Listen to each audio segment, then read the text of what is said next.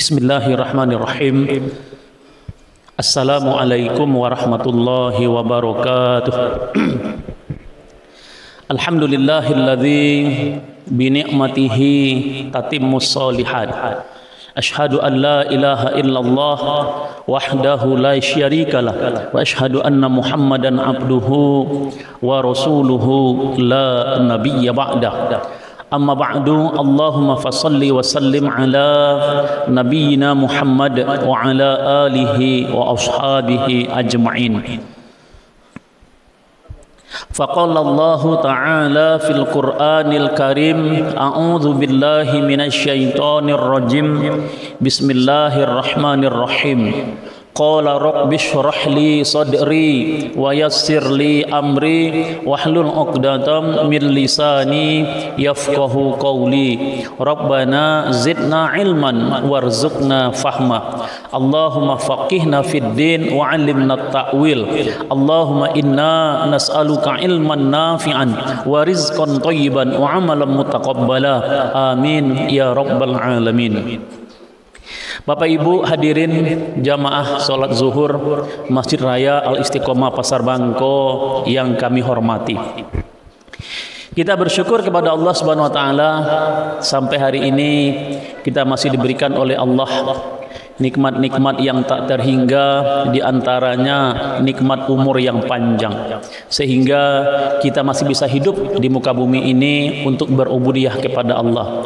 Di antara hikmah mengapa sampai hari ini kita masih hidup, di antaranya adalah karena Allah sangat mencintai kita. Allah ingin kita memperbanyak bekal, menambah amal-amal soleh dan pahala untuk menghadap Allah ke akhirat kelak. Yang kedua, untuk segera bertaubat minta ampun kepada Allah, karena Allah inginnya kita pulang nanti ke akhirat dalam keadaan bersih, suci seperti dulu kita lahir di dunia ini. Waktu bayi dulu suci bersih, maka Allah ingin kita pulang pun juga Allah ingin kita putih bersih seperti lahir dulu. Bapak Ibu yang saya hormati, selanjutnya selaku umat Rasulullah, umat Nabi Muhammad SAW, kita berkewajiban mengamalkan sunnah dalam kehidupan kita, terutama mengamalkan salat wajib berjamaah 5 waktu sehari semalam di masjid secara berjamaah. Bapak Ibu hadirin yang saya hormati, kultum kita pada siang hari ini kita awali dengan membacakan Al-Quran yang setiap hari kita baca dalam sholat kita minimal sehari semalam 17 kali, bahkan lebih ketika kita menambah dengan sholat-sholat sunat. Ayat ini juga merupakan doa yang pertama yang ada dalam Al-Quran. Dari surat Al-Fatihah sampai An-Nas itu banyak sekali Al-Quran yang berisi doa-doa yang langsung Allah ajarkan. Hebatnya kalimat doa yang pertama adalah kalimat minta hidayah, minta petunjuk kepada Allah. Artinya adalah hidayah inilah yang paling mahal, sehingga dalam Al-Quran doa yang Allah ajarkan kita adalah doa minta hidayah, belum minta yang lain, belum minta surga, belum minta kaya, belum minta apapun yang lain. Yang pertama adalah minta hidayah, yakni doanya Al-Fatihah kita hafal bersama. A'udzubillahi minasyaitonirrajim. Bismillahirrahmanirrahim. Ihdinas siratal mustaqim. Ya Allah, tunjukilah kami, berilah kami hidayah berupa jalan yang lurus, jalannya para nabi, orang-orang saleh, sedikit syuhada dan orang-orang yang Allah cintai. Bapak Ibu yang saya hormati, apa hikmah dari sekian banyak dalam Al-Quran doa? Yang pertama adalah minta hidayah. Hikmah yang pertama adalah karena hidayah adalah hal yang paling mahal di dunia ini.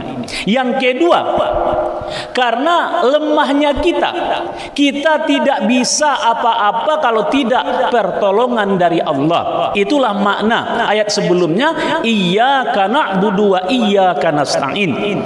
Hanya Engkau ya Allah yang kami sembah, dan hanya kepada Engkau ya Allah kami meminta pertolongan. Artinya adalah kita dapat hidayah karena pertolongan dari Allah. Kita bisa menyembah Allah juga karena pertolongan dari Allah. Kalaulah bukan karena pertolongan Allah, kita tidak akan dapat hidayah dan tidak akan dapat jalan yang lurus, tidak dapat beribadah semata-mata karena pertolongan dari Allah. Bapak Ibu hadirin yang saya hormati, makanya begitu mahal hidayah tersebut. Minta kepada Allah sampai kita mati tetap dalam hidayah. Yang pertama maknanya adalah yang belum dapat hidayah, minta kepada Allah agar Allah beri hidayah ke jalan yang lurus, mudah beramal soleh, taufik kemampuan beramal soleh atas pertolongan dari Allah. Yang kedua adalah yang sudah dapat hidayah, minta kepada Allah agar istiqomah di jalan hidayah tersebut. Yang ketiga, minta tambahan hidayah daripada yang ada sekarang. Di antaranya, minta kepada Allah pertolongan yang belum mampu sholat tahajud 8 rakaat di malam hari, minta kepada Allah hidayah agar mampu bangun lebih cepat dan dapat hidayah mampu tahajud 8 rakaat. Witir 11 rakaat setelah bangun menjelang waktu subuh.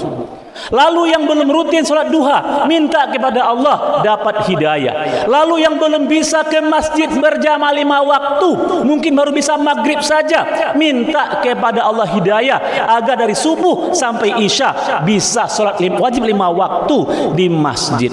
Lalu minta puncaknya kita mati, hidayahnya adalah meninggalnya husnul khotimah, sebaik-baik kematian, mampu mengucapkan la ilaha illallah.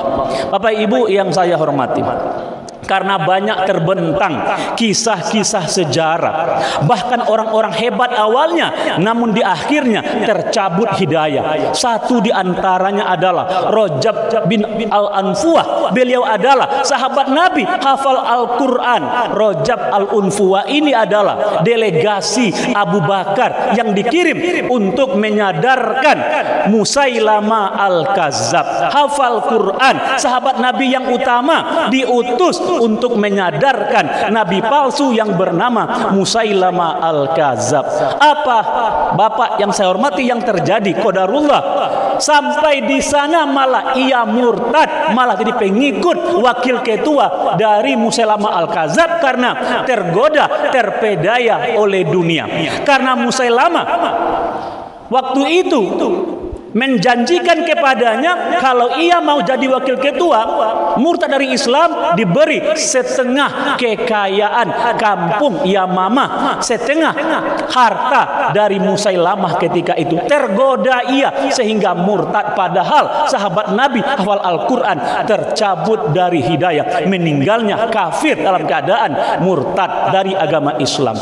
Bapak kaum muslimin, yang kedua, seorang muazin di zaman dulu itu kalau mau azan manjat ke tempat yang tinggi, azan di atas agak tinggi, terdengar sampai jauh. Seorang yang azan ketika itu, muazin sedang azan, nampak di bawah di jalan raya seorang wanita yang sangat cantik yang betul-betul menggoda hatinya. Ia turun dengan gentlemannya mengatakan kepada gadis ini ia mencintainya, ia ingin menikah dengannya. Lalu apa kata sang gadis? Oh, tidak bisa. Mengapa tidak bisa? Kata gadis ini, karena kita berbeda keyakinan, karena wanita itu beragama Nasrani. Apa kata pemuda ini? Tidak masalah katanya. Cara apa agar saya bisa nikah denganmu? Kata wanita ini, kamu harus pindah ke agama saya. Apa yang terjadi? Pindahlah ia Nasrani demi menikahi anak gadis yang sangat menggoda hatinya, padahal ia bertahun-tahun jadi muazin, orang yang dekat dengan Allah. Bapak kaum muslimin, yang terjadi sampailah ia menikah dengan sang gadis itu.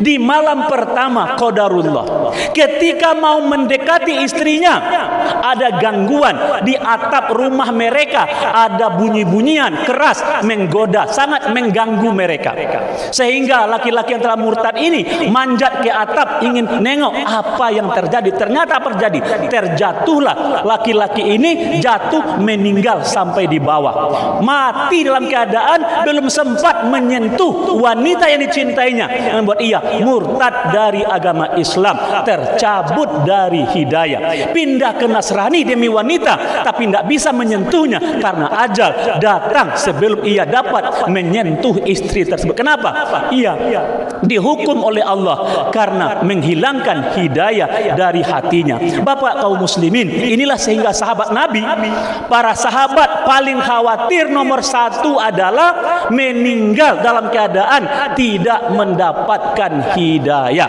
Mereka menangis minta kepada Allah jangan sampai tercabut dari hidayah, minta kepada Allah sampai mati tetap dalam keadaan ihdinas siratal mustaqim, tetap dalam petunjuk, dalam hidayah Allah. Bapak kaum muslimin, kita tak tahu nanti di akhir usia kita apakah kita dapat hidayah atau tidak. Makanya minta kepada Allah. Minta kepada Allah kita meninggal dalam keadaan dalam keadaan sedang mendapatkan hidayah dari Allah. Perbanyak doa ihdinas siratal mustaqim, terutama ketika sedang mendirikan sholat, sehingga intinya adalah perbanyak sholat sunat, otomatis kita perbanyak minta hidayah kepada Allah. Semoga kultum ini ada manfaatnya. Banyak maaf, terima kasih. Assalamualaikum warahmatullahi wabarakatuh.